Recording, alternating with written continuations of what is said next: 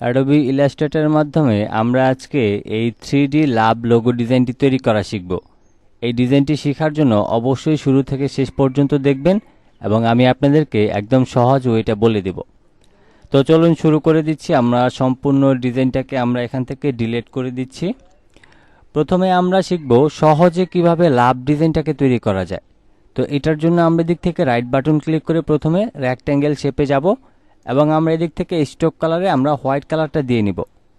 এরপর কিবোর্ড থেকে অল্টার এবং শিফটটাকে ধরে রেখে আমি আমার প্রয়োজন অনুযায়ী এখানে ঠিক এইরকম একটা শেপ নিয়ে নিব। এরপর হচ্ছে আমি যেটা করব, আমি এদিক থেকে ইলিপস টুলে যাব এবং আমি এদিক থেকে শিফটটাকে ধরে রেখে আমি জাস্ট এই কর্নার পর্যন্ত নিয়ে আসব। তাইলে আমাদের ঠিক এইরকম একটা শেপ তৈরি হবে।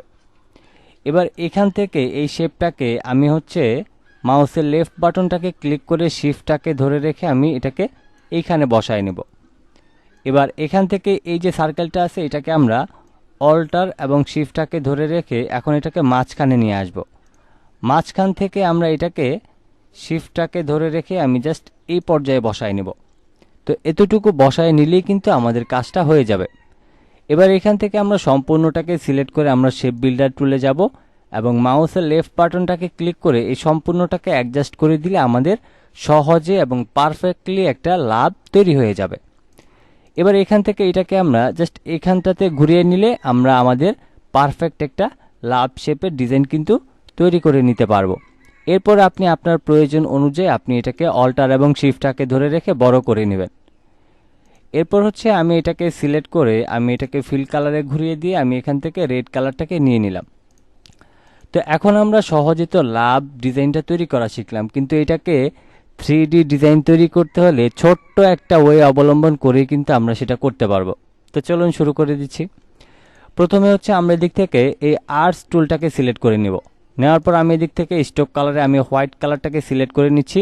এরপর মাউসের লেফট বাটনটা ক্লিক করে আমি এখান থেকে এইটাকে জাস্ট এইরকম একটা শেপে নিয়ে নিব এবং এখান থেকে আমি স্ট্রোকটাকে আমি আমার প্রয়োজন অনুযায়ী বাড়িয়ে নিব। তো আমি এখান থেকে এতটুকু বাড়িয়ে নিলাম এবং আরেকটু বড় করে নিচ্ছি।